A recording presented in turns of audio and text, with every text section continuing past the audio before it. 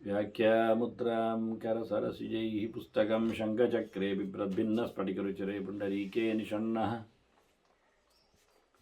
ಅಮ್ಲಾನಶ್ರೀರಮೃತವಿಶದೈರಂಶಭಿಪ್ಲಾವಯನ್ ಮಾಮಾವಿರ್ಭೂಯಾತ್ ಅನಗಮಹಿಮಾ ಮಾನಸೇ ವಾಗಧೀಶಃ. ನಮಸ್ತೆ ಪ್ರಾಣೇಶ ಪ್ರಣತ ವಿಭುವಾಯಾವನಿಮಗಾಹ ನಮಸ್ವಾಮಿನ್ ರಾಮಪ್ರಿಯತಮನುಮನ್ ಗುರುಗುಣ ನಮಸ್ತುಭ್ಯಂ ಭೀಮ ಪ್ರಬಲತಮ ಕೃಷ್ಣೇಷ್ಟ ಭಗವನ್ನಮ ಶ್ರೀಮನ್ಮಧ್ವಪ್ರದಿಶ ಸುದೃಶನ್ನೋ ಜಯ ಜಯ ಶ್ರೀ ಗುರುಭ್ಯೋ ನಮಃ.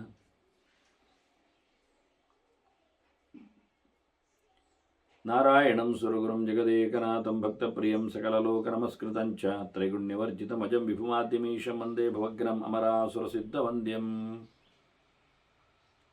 ನಾರಾಯಣಂ ನಮಸ್ಕೃತ್ಯ ನರಂ ಚೈವ ನರೋತ್ತಮಂ ದೇವೀಂ ಸರಸ್ವತೀಂ ವ್ಯಾಸಂ ತತೋ ಜಯಮುದೀರಯೇ. ವೇದವ್ಯಾಸುರ ಮಹಾಭಾರತದ ಚಿಂತಕರಿಗೆ ವಂದನೆಗಳು. ಶಾಂತಿ ಬರೋದ 504ನೆಯ ಪ್ರವಚನ.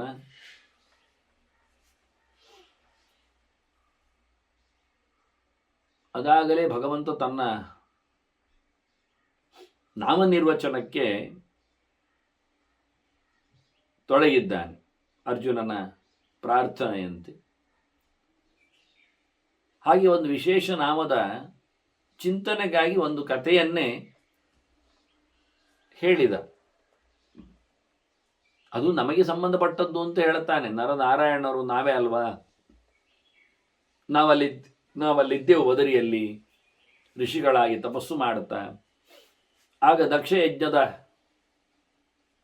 ಪ್ರಕರಣ ನಡೆದದ್ದು ಆ ಸಮಯ. ಹಾಗೆ ದಕ್ಷ ಯಜ್ಞದ ಗೌಜಿಯಲ್ಲಿ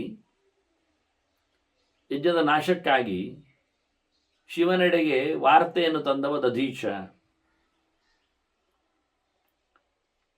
ಹಾಗಾಗಿ ದಧೀಚ ಬದುಕಿದ್ದಾಗ ಆದದ್ದಿದು. ದಧೀಚ ಋಷಿಯ ಬೆನ್ನೆಲುಬಿನಿಂದ ಮತ್ತೆ ವೃತ್ರಾಸುರನ ಸಂಹಾರಕ್ಕಾಗಿ ವಜ್ರಾಯುಧ ತಯಾರಾಗುವ ಮುಂಚಿನ ಘಟನೆ. ಒಂದು ಘಟನೆ ನಂತರ ಯಾವ ಘಟನೆ ಅಂತ ಅಂದಾಜು ಮಾಡಲಿಕ್ಕೆ ಕೆಲವೊಮ್ಮೆ ಆಗುತ್ತೆ. ಅದಕ್ಕಾಗಿ ಬಂದು ಹೇಳಿದವ ಯಾರು ಅಂತ ಕೇಳಲಿಕ್ಕಿರುತ್ತದೆ.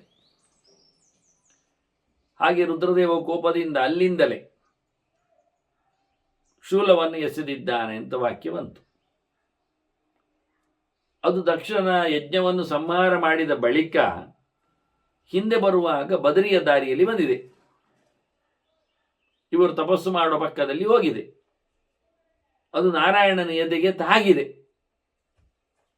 ಮತ್ತೆ ಅದನ್ನು ಶ ಅಂತೇಳಿ ಹೇಳಿ ನಾರಾಯಣ ಅದನ್ನು ದೂಡಿಬಿಟ್ಟಿದ್ದಾನೆ. ಹೋಗಿ ಶಿವನ ಕೈಗೆ ಸಿಕ್ಕಿದೆ. ಅಂದರೆ ಅದನ್ನು ತಿರಸ್ಕಾರ ಮಾಡಿದ್ದು ಹೋಗಿ ಅಡ್ಡ ಬರುವಾಗ ತಾಗಿದಾಗೆ ಅದಕ್ಕೆ ಅಡ್ಡವಂತಲ್ಲ ಹೇಳಿಕೊಂಡಾಗಿ ದೂಡಿಕೊಂಡಲ್ಲ ಅಂತ ಹೇಳಿದಾಗೆ ಈಗ ಶಿವನಿಗೆ ಸಿಟ್ಟು ಬಂದಿದೆ. ಕೈಯಲ್ಲಿ ಶೂಲ ಸಿಕ್ಕಿದೆ. ಹಾಗಾಗಿ ಅವನು ಎದ್ದು ಬಂದಿದ್ದಾನೆ. ಅತ ರುದ್ರ ಉಪಾಧಾವತ್ ತಾವೃಷಿ ತಪಸಾನ್ವಿತೌ. ತಪಸ್ಸು ಮಾಡುವಲ್ಲಿಗೆ ನರನಾರಾಯಣ ನಡೆಗೆ ರುದ್ರ ಓಡಿ ಬಂದಿದ್ದಾನೆ. ಓಡಿ ಬಂದಾಗ ನಾರಾಯಣ ಸುಮ್ಮನೆ ಬಿಡ್ತಾನ. ಅದಾಗಲೇನೆ ಎದೆಗೆ ತಾಗಿದೆ ಬೇರೆ ಶೂಲ. ಈಗ ಮತ್ತೆ ಕೋಪಾಟೋಪದಲ್ಲಿ ಬರ್ತಾ ಇದ್ದಾನೆ. ಹೋಗಿ ಅವನು ಕುತ್ತಿಗೆ ಹಿಡಿದೇ ಬಿಟ್ಟ. ತತಯೇನಂ ಸಮುದ್ಭೂತಂ ಕಂಠೇ ಜಗ್ರಾಹ ಪಾಣಿನ. ಹಿಂದೆ ಬಂದಿದೆ, ಅದನ್ನು ಹೇಳಿದ್ದಾನೆ.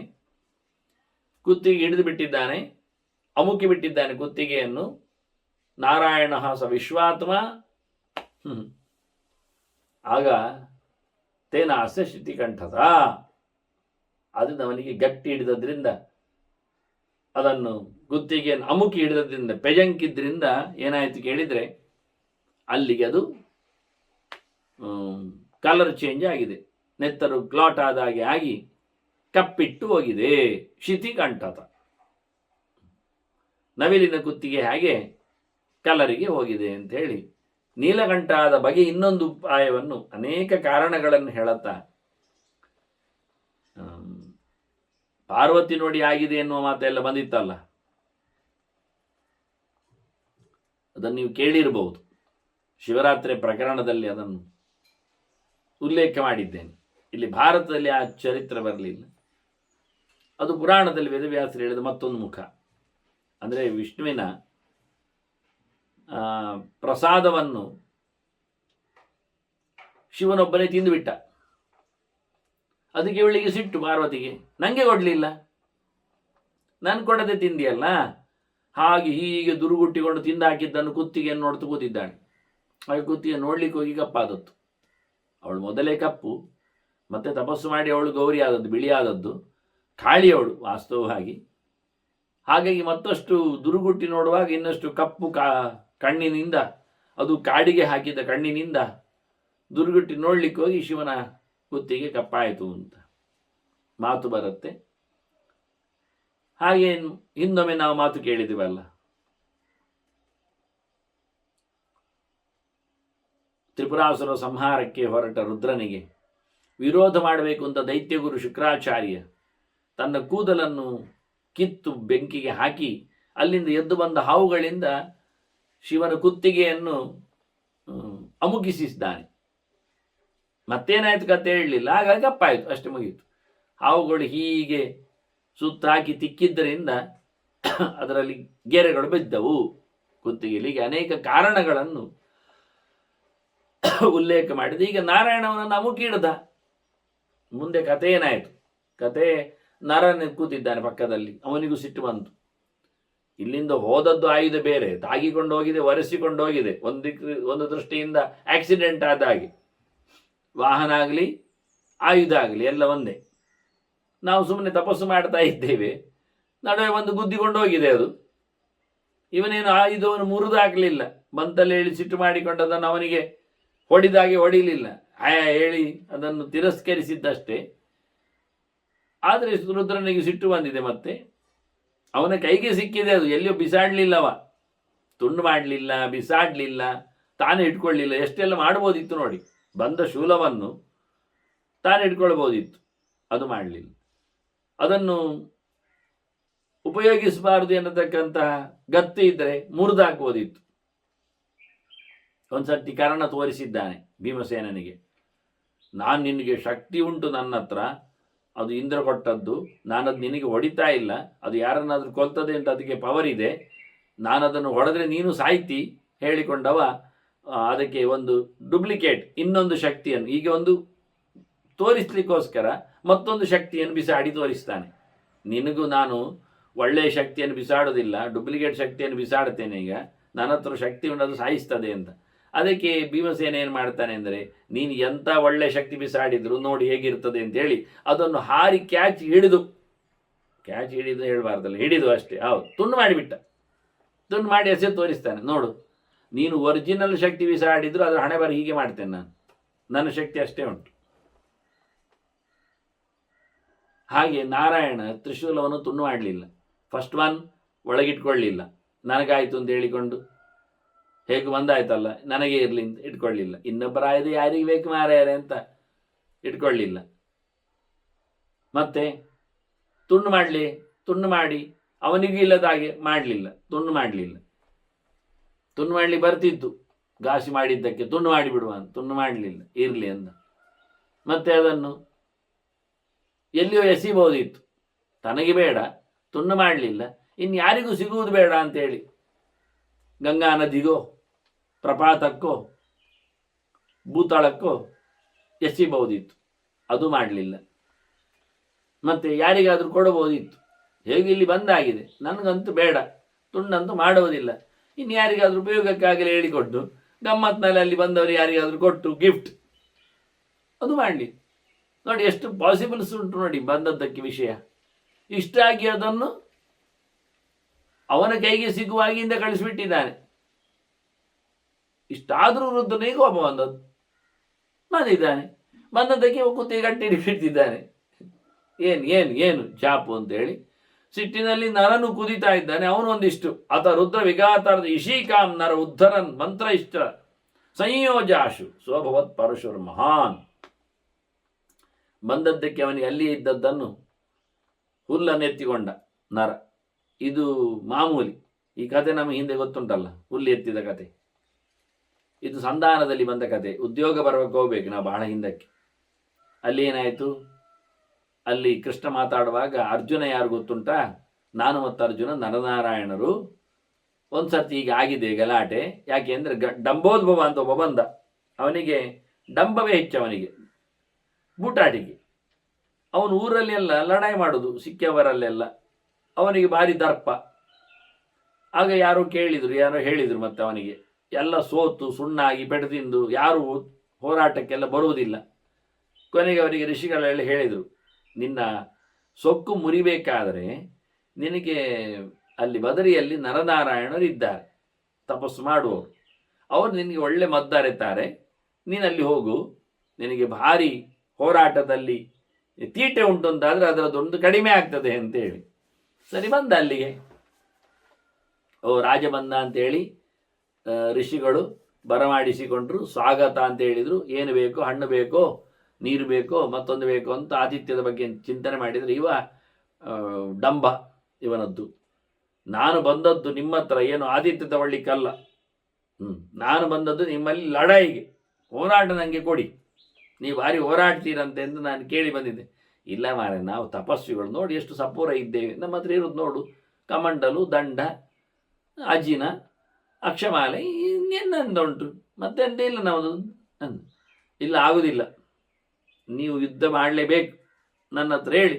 ಸೈನ್ಯ ಎಲ್ಲ ಕಟ್ಟಿಕೊಂಡು ಬಂದಿದ್ದಾನೆ ಅವ, ಭಾರಿ ಅಲ್ಲ, ಯುದ್ಧಕ್ಕೆ ತಯಾರಾಗಿದ್ದಾನೆ, ಆಯುಧ ಎಲ್ಲ ತಂದಿದ್ದಾನೆ. ಅದಕ್ಕೆ ನಾರಾಯಣ ನರನನ್ನು ನೋಡಿದ, ಇವನ ಕೀಟಲೆ ನೋಡು ಅಂತ. ನರನಿಗೆ ಅರ್ಥ ಆಯಿತು ನಾರಾಯಣನ ಆಜ್ಞೆ. ಒಂದಿಷ್ಟು ಅಲ್ಲಿಯೇ ಅವರೆಲ್ಲ ಕೂತ ಜಾಗದಲ್ಲಿ ಎಲ್ಲ ಹುಲ್ಲು ಮೇಲೆ ಎದ್ದು ಬಂದಿದೆ. ಸುಮಾರಾಗಿ ಆಶ್ರಮದಲ್ಲಿ ಎಲ್ಲ ಹಾಗೇ ಇರ್ತದೆ, ಸುತ್ತಮುತ್ತಲ ಕೈ ಹಾಕಿದಲ್ಲಿ ಎಲ್ಲ ಹುಲ್ಲೇ ಇರ್ತದೆ. ಅಲ್ಲೆಲ್ಲ ಕ್ಲೀನ್ ಮಾಡಿರುವುದಿಲ್ಲ, ಮತ್ತು ನಡೆದಾಡಿಯೂ ಇರುವುದಿಲ್ಲ, ಮತ್ತೇನು ಕತ್ತರಿಸಿ ಇರುವುದಿಲ್ಲ, ಮತ್ತು ಇಂಟರ್ಲಾಕ್ ಆಗಿ ಸಫಾಯಿ ಮಾಡಿಟ್ಟು ಎಂತ ಬೋಳ್ ಮಂಡೆ ಆಗಿ ಮಾಡಿರುವುದಿಲ್ಲ. ಅದು ನೋಡ್ಲಿಕ್ಕೆ ಚಂದವ. ಬೋಳ್ ಮಂಡೆ ಆಗಲಿ ಬೋಳ್ ಕುಂಡೆ ಆಗಲಿ ಎರಡು ತಂದೇನಲ್ಲ, ಇರಲಿ ಬಿಡಿ, ಯಾವ ಅದು ಇದ್ದಾಗಿರ್ಬೇಕು. ಎಲ್ಲ ತಪಲೆ ಆಗಿದ್ದರೆ ಮತ್ತು ನಳನಳಿಸುವ ಹಸಿರು ತೆನೆ ಪೈರುಗಳಿಗೆ ಎಲ್ಲಿ ಉಂಟು ಬೆಲೆ, ಎಲ್ಲ ಖಾಲಿ ಕಂಡಾದರೆ. ಇವ ಅಲ್ಲೇ ಇದ್ದದ್ದು ಇಷ್ಟು ಹುಲ್ಲು ತೆಗೆದ, ಆಯಿತು, ಅದನ್ನು ಎಸೆದ ಅವನ ಮೇಲೆ. ಹುಲ್ಲು ತೆಗೆಯುವಾಗ ಮುದ್ದೆ ತೆಗೆಯುವಾಗ, ಮುಷ್ಟಿಯಲ್ಲಿ ತೆಗೆಯುವಾಗ ಒಂದು 100 ಗಟ್ಟಲೆ ಬರುವುದಿಲ್ಲ, ಅದು ಸಪುರದ್ದೆಲ್ಲ ಹುಲ್ಲೆಲ್ಲ. ಹಾಗಾಗಿ ಒಂದು 100 ಗಟ್ಟಲೆ ಬಂದಿದೆ, ಅವನ ಮೇಲೆ ಅದನ್ನು ಬಿಸಾಡಿಬಿಟ್ಟಿದ್ದಾನೆ. ಪರಿಪುಣ ಅಂತ ಹೇಳ್ತಾರೆ. ಹೀಗೆ ಪರಿಪುಣ ಅಂದರೆ ಹರಿದು ಅಂತ. ಹುಲ್ಲು ಹರಿದು ಎಸೆದು ಅವನ ಮೇಲೆ ಮುಷ್ಟಿಯಲ್ಲಿ, ಒಂದು ಮುಷ್ಟಿ ಅಂತ ಹೇಳ್ತಾನೆ, ಮುಷ್ಟಿಯಲ್ಲಿ ಹಾಕಿದ್ದವ. ಅದಷ್ಟು ಮುಷ್ಟಿಯಲ್ಲಿ ಹಾಕಿದ ಹಸಿರುಗಳು, ಹುಲ್ಲುಗಳು ಎಲ್ಲ ಬಾಣಗಳಾಗಿ ಹೋಗಿ ಅವನಿಗೆ ಚುಚ್ಚಲಿಕ್ಕೆ ಶುರು ಮಾಡಿದೆ. ಬಿಸಾಡಿದ್ದು ಬಿಸಾಡಿದ್ದೆ, ಅದು ಬೈ ಫೋರ್ಸೆ, ಅದರಿಂದ ಅದು ಹೋಗಿ ಬಾಣದಾಗಿ ಚುಚ್ಚಲಿಕ್ಕೆ ಶುರುವಾಯಿತು. ಅವನ ಸೈನ್ಯಕ್ಕೆ ಅವನ ಮೇಲೆ ಎಲ್ಲ ಬಾಣಗಳ ಮಳೆ ನಿರಂತರ. ಪೆಟ್ಟು ತಿಂದು ದಮ್ಮೆ ಹಾಕಿದ, ಮತ್ತೆ ಎಲ್ಲ ಬಿದ್ದುಕೊಂಡದ್ದು ನೋಡಿ ಎದುರೇ ಇಲ್ಲ ಬಾಣದ ಮಳೆಗೆ, ರಾಶಿಗೆ. ಅದೇ ಅರ್ಜುನನದ್ದು ಅಕ್ಷಯ ಬತ್ತಳಿಕೆಯ ಕತೆ. ಬಾಣದ ಬಿರುಸು, ದಮ್ಮೆ ಹಾಕಿದ, ಹೋದ. ಈ ಕಥೆಯನ್ನು ಆವತ್ತೇ ಹೇಳಿದ್ದಾನೆ ಕೃಷ್ಣ. ಹಾಗೆ ಇವನು ರುದ್ರದೇವಿಗೆ ಬಂದಿದ್ದಾನೆ ನೋಡಿ. ಅವನಿಗೆ ಗೊತ್ತುಂಟು ನರನಿಗೆ ಇದೇ ಕ್ರಮ, ಅದು ಮುಂದೆ ಇನ್ನೇನೇ ಇರಲಿ ಅದೇ ಕ್ರಮ. ಎತ್ತಿದ ಒಂದಿಷ್ಟು, ಮುಷ್ಟಿ ತೆಗೆದ, ಮುಷ್ಟಿಗಿಷ್ಟಿ ಇಲ್ಲ, ಒಂದು ತೆಗೆದಿದ್ದು. ಈಗ ರುದ್ರನಿಗಾಗೋಗಿ ಒಂದು ಎಸಳು ತೆಗೆದಿದ್ದಾನೆ. ಅಲ್ಲಿ ಹುಟ್ಟಿ ಬಂದದ್ದು ಒಂದು ಎಸಳು ತೆಗೆದಿದ್ದಾನೆ. ಹುಲ್ಲು ಎಸಳು ತೆಗೆದದ್ದೇ ಮಂತ್ರದಲ್ಲಿ ಯೋಚನೆ ಮಾಡಿದ್ದಾನೆ, ಅದನ್ನು ಉಪಯೋಗಿಸಲಿಕ್ಕೆ ನೋಡಿದ್ದಾನೆ. ಅದು ಕೈಯಲ್ಲಿ ಕೊಡಲಿ ಆಗಿದೆ, ಆಗ ಕತ್ತರಿಸಿ ಬಿಡುವಂಥದ್ದು. ಆವತ್ತಿನ ಕೊಡಲಿಯ ಆಕಾರ ಚಿತ್ರ ಭಾರಿ ಲಾಯ್ಕಿತ್ತು. ಈಗ ಮಾಡಿದಾಗಲ್ಲದು, ನೋಡಲಿಲ್ಲ ಜನ ಯಾರು. ಹಿಂದಿನ ಕಾಲದ ಕೊಡಲಿಯ ಕತೆ, ಹಿಂದಿನ ವಿಗ್ರಹಗಳಲ್ಲಿ ಕೊಡಲಿ ಇರಬೇಕಾದ ರೀತಿ, ಅದರ ಲಕ್ಷಣಗಳು ಕೊಡಲಿದ್ದು ಇವತ್ತಿನ ಪ್ರಕಾರದಲ್ಲಿ ಇಲ್ಲದು. ಹಾಗೆ ಕೈಯಲ್ಲಿ ಇಟ್ಕೊಂಡ ಕೊಡಲಿ ಅದನ್ನು ಹಾಕಿಬಿಟ್ಟಿದ್ದಾನೆ, ಹೊಡಿಲಿಕ್ಕೆ ಎಸೆದಿದ್ದಾನೆ. ಕ್ಷಿಪ್ತಷ್ಟ ಸಹಸಾತೇನ ಖಂಡನಂ ಪ್ರಾಪ್ತವಾನ್ಸ್ತದ. ಅವನ ಕೈಯಲ್ಲಿ ಕೊಡಲಿ ಉಂಟಲ್ಲ, ಮತ್ತೆ ಶಿವನು ತಂದಿದ್ದಾನೆ ಬರುವಾಗ. ಶಿವನ ಕೈಯಲ್ಲಿ ಕೊಡಲಿ ಮತ್ತೆ ಧನುಸ್ಸು ಇರುವುದು, ಪಿನಾಕವನ ಧನುಸ್ಸು. ಅವನ ಕೈಯಲ್ಲಿನ ಕೊಡಲಿಯನ್ನೇ ಪರಶುರಾಮನಿಗೆ ಕೊಟ್ಟದ್ದು. ಪರಶುರಾಮ ತನ್ನ ತಂದೆಯನ್ನು ಕಾರ್ತವೀರ್ಯ ಕಡೆದ ಅಂತ ಹೇಳಿ ಕೋಪದಲ್ಲಿ ಕ್ಷತ್ರಿಯರನ್ನು ಅಮ್ಮ ರಾಮರಾಮ ಅಂತೇಳಿ 21 ಬಾರಿ ಕರೆದಿದ್ದಾಳೆ ಹೇಳಿ 21 ಬಾರಿ ತಲೆ ಕಡಿಲಿಕ್ಕೋಸ್ಕರ ಹೊರಟಿದ್ದಾನವ. ಮೊದಲು 21 ಬಾರಿ ಲೆಕ್ಕ ಇರಲಿಲ್ಲ, ಇದು ಮೊದಲ ಬಾರಿಗೆ. ಆಗ ಹೊರಟಾಗ ಋಷಿಗಳೆಲ್ಲ ಹೇಳಿದರು, ನೀನು ಬ್ರಾಹ್ಮಣ, ಕ್ಷತ್ರವರ್ಗವನ್ನು ಕಡಿಯುವುದರಲ್ಲಿ ಯಶಸ್ವಿ ಆಗಲಾರೆ, ಆ ಸಂಕಲ್ಪ ಎಲ್ಲ ಬಿಡು, ಸಂಹಾರ ಮಾಡುವ ರುದ್ರನಲ್ಲಿ ಕೇಳು, ಅವು ಒಪ್ಪಿಗೆ ಕೊಟ್ರೆ ಮಾಡು. ಸರಿ ಅಂತೇಳಿ ಋಷಿಗಳ ಮಾತಿನಂತೆ ಕೈಲಾಸಕ್ಕೆ ಹೋಗಿ ಶಂಕರನಲ್ಲಿ ಕೇಳಿ, ನಾನು ಸಂಹಾರ ಮಾಡುತ್ತೇನೆ, ನನಗೀಗ ಅನ್ಯಾಯ ಆಗಿದೆ, ಅಪ್ಪನನ್ನು ಕಳೆದಿದ್ದಾರೆ, ದನವನ್ನು ಕರೆದುಕೊಂಡು ಹೋಗಿದ್ದಾರೆ, ಕಳ್ಳತನ ಮಾಡಿದ್ದಾರೆ. ಯಾವಾಗ ಗೋಬ್ರಾಹ್ಮಣರಿಗೆ ತೊಂದರೆ ಆಗುತ್ತೋ ಆವತ್ತು ವಿರೋಧಿಸಲೇಬೇಕು. ಯಾರಿಂದ? ರಾಜರಿಂದ. ರಾಜರೇ ಮಾಡಿದರೆ ಯಾರಿಂದ? ಹೌದು, ಅಂದರೆ ಬ್ರಹ್ಮದ್ವೇಷಿಗಳ ನಾಶಕ್ಕೆ ನಾನು ತೆರಳಿದ್ದೇನೆ, ಸಂಹಾರಕ್ಕೆ ನನಗೆ ನೀನು ಒಪ್ಪಿಗೆ ಕೊಡಬೇಕು. ಸರಿ ಅಂತೇಳಿ ಅವನು ಕೊಡಲಿ ಕೊಟ್ಟಿದ್ದಾನೆ. ಹಾಗೆ ಕೊಡಲಿ ಇಟ್ಕೊಂಡು ಬಂದವ ಪರಶುರಾಮ, ನಾನು ಮಾಡಿದ್ದಲ್ಲ, ಅದು ಸಂಹಾರವೇ ಮಾಡಿದ್ದು ಅಂತೇಳಿ ತೋರಿಸಿಬಿಟ್ಟಿದ್ದಾನೆ. ಅದು ರುದ್ರದೇವರಂತೆ ಕೆಲಸ ಅಂತೇಳಿ. ಹಾಗೆ ಇಲ್ಲಿ ಅವನ ಅವನಿಗೆ ಮತ್ತೆ ವಾಪಸ್ ಹೊರಟಿದ್ದಾನೆ ಪರಶುರಾಮ. ಮುಗಿದ ನಂತರ ವಾಪಸ್ ಕೊಟ್ಟು ಬಂದಿದ್ದಾನೆ. ವಾಪಸ್ ಕೊಡ್ಲಿಕ್ಕೆ ಹೋಗುವ ದೊಡ್ಡ ಗಲಾಟೆ ಎಲ್ಲ ಆಗಿದೆ, ಬರೀ ಅದಿರಲಿ. ವಾಪಸ್ ಕೊಡ್ಲಿಕ್ಕೆ ಬಂದದ್ದು, ಥ್ಯಾಂಕ್ಸ್ ಹೇಳಲಿಕ್ಕೆ ಬಂದದ್ದವ. ಔಟ್ ಆಫ್ ಥ್ಯಾಂಕ್ಸ್, ಗೌಜಿ ಆಯ್ತು. ಇದು 21 ಬಾರಿಯ ನಂತರದ್ದು. ಮನೆಗೆ ಭೂಮಿ ಎಲ್ಲ ದಾನ ಮಾಡಿ ಎಂಥದಿಲ್ಲ, ಇನ್ನು ನಾನೇನಲ್ಲ, ಮುಗಿದೋಯ್ತು. ಅಮ್ಮ ಕರೆದದ್ದು ಅಷ್ಟು ಸಮಯ, ಇಲ್ಲಿ ಹುಟ್ಟಿದ ಕ್ಷತ್ರಿಯರು ಅಷ್ಟಕ್ಕೆ ಬಂದಿದ್ದಾರೆ. ಮತ್ತೆ ಮತ್ತೆ ಮತ್ತೆ ಮತ್ತೆ ಹುಟ್ಟಿದಾಗೆಲ್ಲ ಕಳೆದು ಬಂದದವ. ಕೊನೆ ಕೊಡೆಯಲೆಯನ್ನು ಕೊಟ್ಟ, ನೆತ್ತರ ಮಡುವಿನಲ್ಲಿ ಸಮಂತಕದಲ್ಲಿ ತರ್ಪಣವನ್ನು ಬಿಟ್ಟ, ಕೊನೆಗೆ ಭೂಮಿಯ ದಾನವನ್ನು ಮಾಡಿದ. ಕೊನೆಗೆ ನೀನು ಎಲ್ಲಿ ಇರಬೇಕು ಅಂತ ಹೇಳುವಾಗ ನೀನು ಇಲ್ಲಿ ಇರಬಾರ್ದು ಕಳಿಸಿದ್ರೆ ಕೊನೆಗೆ ತಾನೇ ಒಂದಿಷ್ಟು ಜಾಗವನ್ನು ಸಮುದ್ರವನ್ನು ದೂಡಿಕೊಂಡು ಮಾಡಿ ಕೂತ. ಅದು ಎಂದು ಸಮುದ್ರ ದೂಡಿದ್ದಲ್ಲ, ಹೊಸತ್ತಲ್ಲ, ಹಿಂದೆ ಸಮುದ್ರ ಕಬಳಿಸಿದ್ದನ್ನೇ ಮತ್ತೆ ಕೊಟ್ಟದ್ದು. ಅದು ಕೇಳಿದ್ರು ಅಲ್ಲಿ ಕೇರಿಯವರು ಪರಶುರಾಮನ ಹತ್ರ, ನಮ್ದೆಲ್ಲ ಜಾಗ ಎಲ್ಲ ಹೋಗಿದೆ, ಕೇಳುವ, ನನಗೂ ಕೂತ್ಕೊಳ್ಳಿಕ್ಕೆ ಬೇಕು, ಕೇಳುವ ಹೇಳಿ ಕೆಳನಾಡು ಪೂರ ಇವತ್ತೆಲ್ಲ ನಾವು ಪರಶುರಾಮನ ಕ್ಷೇತ್ರದಲ್ಲಿ ಇರುವುದು. ಇದು ದಾನ ಕೊಟ್ಟ ಜಾಗ ಅಲ್ಲ, ಇದು ಫ್ರೆಶ್. ಹಾಗಾಗಿ ಇಷ್ಟೆಲ್ಲ ಕೆಲಸ ಮಾಡಿದ್ದಾನೆ ಪರಶುರಾಮ ವಾಸ್ತವವಾಗಿ. ಈಗ ಅವನ ಕೈಯಲ್ಲೇ ಉಂಟು ಕೊಡಲಿ, ತಂದಿದ್ದಾನೆ. ಇವ ಏನು ಮಾಡಿದ, ಅವನ ಕೊಡಲಿ ನೋಡಿ ಒಂದು ಕೊಡಲಿ ಹೊಸತು ತಯಾರು ಮಾಡಿದ. ಒಂದು ಹಸಿ ಹುಲ್ಲಿನಲ್ಲಿ ಒಂದು ಕೊಡಲಿ ತಯಾರು ಮಾಡಿ ಆ ಕೊಡಲಿಯನ್ನು ಕತ್ತರಿಸಿ ಬಿಟ್ಟಿದ್ದಾನೆ. ಅವನ ಕೈಯಲ್ಲಿ ಕೊಡಲಿ ಕತ್ತರಿಸಿ ಹೋಗಿದೆ. ಈಗ ಆದ್ದರಿಂದ ದೇವರು ಹೇಳುದು, ನನಗೊಂದು ಹೆಸರು ಬಂತು, ಎಂದದು ತಥೋಹಂ ಕಂಡ ಪರಶು ಸ್ಮೃತ ಪರಶು ಕಂಡನಾಥ್. ಅವನ ಪರಶುವನ್ನು ನಾನು ತುಂಡು ಮಾಡಿದರೆ ನನಗೆ ಕಂಡ ಪರಶು ಅಂತ ಹೆಸರು ಅಂತ. ಅಂತ ಹೆಸರಿನ ಒಂದು ದೇವರ 1000ರಲ್ಲಿ ಒಂದು ರೂಪವೇ ಉಂಟಲ್ಲ. ನಾನು ಕಳೆದ ಬಾರಿದ್ದೆಲ್ಲ ಹೆಸರುಗಳಲ್ಲಿ ಹೇಳಲಿಕ್ಕೆ ಹೋಗಲಿಲ್ಲ, ಎಲ್ಲ ಉಂಟು. ಅಜಯ ಹೆಸರಿನಲ್ಲಿ ಉಂಟು, ಮತ್ತೆ ಗೋವಿಂದ ಹೆಸರಿನಲ್ಲಿ ಉಂಟು, ಋಷಿಕೇಶ ಹೆಸರಿನಲ್ಲಿ ಇದೆ. ಅವನು ಹೇಳಿದರಲ್ಲಿ ಋತಧಾಮ ಒಂದು ಇರಲಿಲ್ಲ, ಬಂದದರಲ್ಲಿ ಒಂದಿಲ್ಲ. ಮತ್ತು ಶಿಪಿವಿಷ್ಟ ಇದೆ. ಈಗ ಸುತನ್ವ ಕಂಡ ಪರಶು ಇದೆ. ಒಂದು 2 ಹೆಸರೇ ಇರಲಿಲ್ಲ ಅಷ್ಟೇ. ಋತ ಅಂತ ಇರಲಿಲ್ಲ, ಋತು ಅಂತ ಇರುವುದು. ಋತಧಾಮ ಅಂತ ಇರಲಿಲ್ಲ ಅಷ್ಟೇ. ತ್ರಿಧಾತು ಇರಲಿಲ್ಲ, ಆದರೆ ಧಾತುರುತ್ತಮ ಇತ್ತು, ಇದೆ.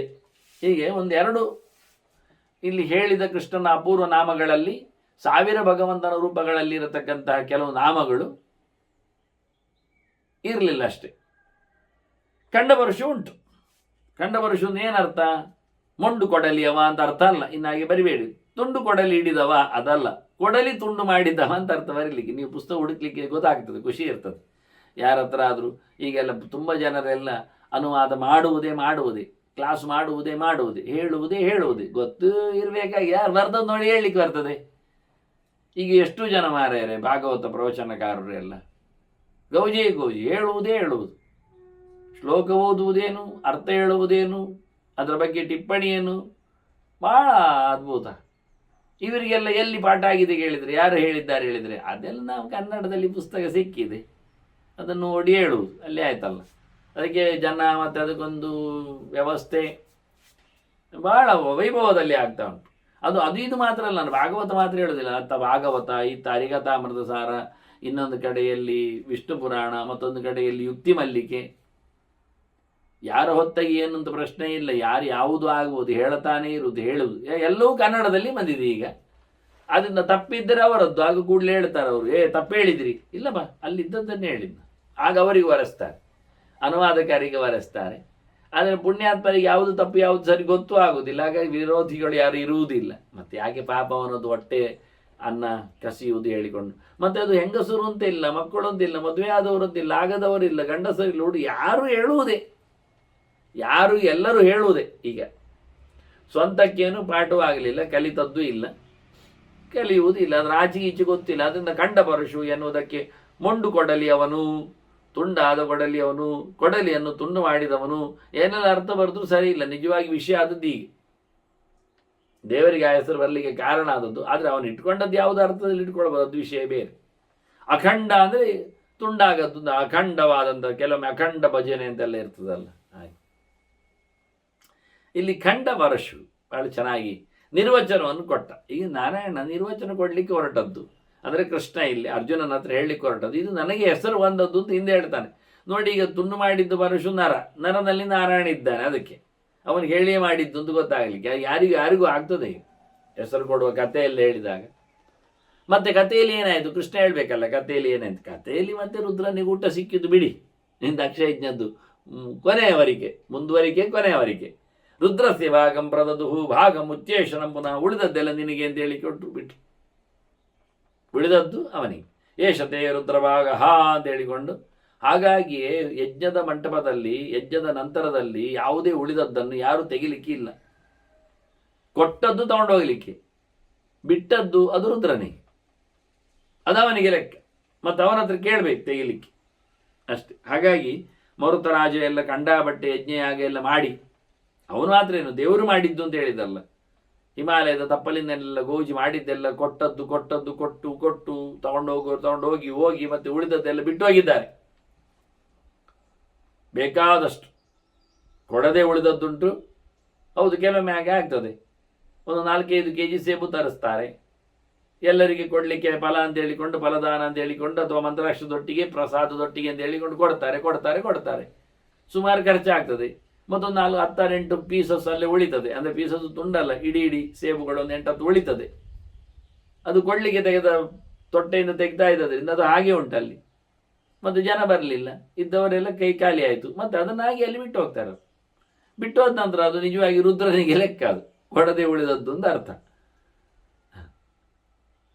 ಹಾಗಾಗಿ ನಾವು ಕೇಳಬೇಕು ಅವನ ಹತ್ರ, ರುದ್ರನಲ್ಲಿ ತೆಗಿಲಿಯಾ ಅಂತ. ಇಲ್ಲಾದ್ರೆ ತೆಗಿಲಿದ್ರೆ, ಇಲ್ಲದಿದ್ದರೆ ಅವನಿಂದ ತಂದಾಗೆ ನಾವು ಇನ್ಯಾರು ತೆಗಿಲಿಕ್ಕೆ ಹೋಗುವುದಿಲ್ಲ. ನೋಡಿ, ಯಜ್ಞ ಮಂಟಪದಲ್ಲಿ, ಹೋಮ ಹವನದಲ್ಲಿ ಇಂತಹ ಕಡೆಯಲ್ಲಿ ಬಿಟ್ಟು ಹೋದದ್ದನ್ನು ಅದು ರುದ್ರನ ಲೆಕ್ಕಾಚಾರ ಹೇಳಿದರೆ ಇನ್ನು ಕೆಲವರು ಮುಟ್ಟುವುದಿಲ್ಲ. 2 ಅರ್ಥದಲ್ಲಿ ಮುಟ್ಟುವುದಿಲ್ಲ ಕೆಲವರು ಈ ಶಿವರಾತ್ರಿ ಅರ್ಥದಲ್ಲಿ ಶಿವನದ್ದೆಲ್ಲ ತಿನ್ನಬಾರ್ದಂತೆ ಅಂತ ಹೇಳಿಕೊಂಡು ಭಾರಿ ದೊಡ್ಡ ಸಂಗತಿ. ಅವನು ಅಲ್ಲಿ ಬೇಕರಿಗಳಲ್ಲಿ ಬೇಡದಿದ್ದವರದ್ದೆಲ್ಲ ತಿಂತಾನೆ ನೀವು ಪುಣ್ಯಾತ್ಮ, ಇದು ಶಿವನದ್ದು ತಿನ್ನಬಾರ್ದಂತೆ. ಏನು ಆಚೆಗೆ ಹೇಳು, ಕೆಲವೊಮ್ಮೆ ಅರ್ಥ ಆಗುವುದಿಲ್ಲ.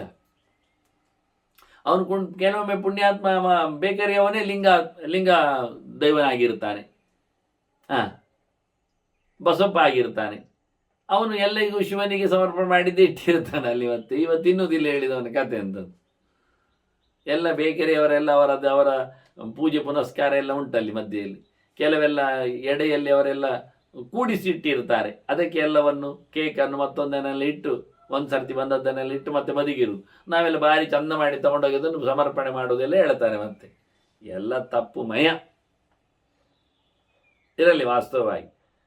ಮತ್ತೆ ಬೇಕು ಹೇಳಿದವರು ತಗೊಂಡೋಗ್ಲಿ ಬರೋದಿಲ್ಲ ಯಾಕೆ ಹೇಳಿದರೆ ಅದು ರುದ್ರದೇವರದ್ದು ಮಾರೆ. ಮತ್ತೆ ಅದೆಲ್ಲ ತಿಂದೆಲ್ಲ ಹೆಚ್ಚು ಕಡಿಮೆ ಅಂದರೆ ಸತ್ತು ಹೋಗುವುದು ಅರ್ಥ. ರುದ್ರನಂತಲ್ಲ, ರುದ್ರನ ಸಾಯುವುದು ಇವರಿಗೆಲ್ಲ ಲೆಕ್ಕ. ಎಲ್ಲಿಯಾದ್ರೂ ಮತ್ತೆ ಸತ್ತೋದ್ರೆ ಮಾರೆ ಬೇಡ ಮಾರೆ ಅವನು ಸುದ್ದಿ ಅಲ್ಲಿಗೆ ಆಯ್ತಲ್ಲ. ಬೇಕಂದವರು ಮುಟ್ಟುವುದಿಲ್ಲ, ಬೇಡಂದವರು ಮುಟ್ಟುವುದಿಲ್ಲ. ಸೈದ್ಧಾಂತಿಕವಾಗಿಯೂ ಬೇಡ ನಮಗೆ ಸಾಮಾಜಿಕವಾಗಿಯೂ ಬೇಡ. ಅದವರಿದ್ದು ಬೇಡ ಮಾರೆ. ಶಿವನದ್ದು ಮತ್ತೆ ಕೈಲಾಸ ಸೇರಿದ್ರೆ ಬೇಡ ಅಂತಾರೆ ನೋಡಿ. ಕೈಲಾಸ ಸೇರೋದು ಒಳ್ಳೇದಲ್ವಾ? ಅಂದರೆ ಕೈಲಾಸನೇ ಸಾಯುವುದು ಅರ್ಥ ಅವರಿಗೆ. ಹೀಗಾಗಿ ಪಾಂಡವರು ಸಮೇತ ಮತ್ತೆ ಪ್ರಾಯಶ್ಚಿತ್ತವಾಗಿ ಅಶ್ವಮೇಧ ಯಾಗ ಮಾಡಬೇಕು ಅಂದಾಗ, ಯುದ್ಧ ಎಲ್ಲ ಮುಗಿದ ತಕ್ಷಣ ಯಾರ ಹತ್ರ ಕೇಳುವುದು? ಸಹಾಯ ಎಲ್ಲಿಂದ? ದುಡ್ಡು ಹೇಗೆ? ಜನರಿಗೆ ಕೊಡಬೇಕಲ್ಲ.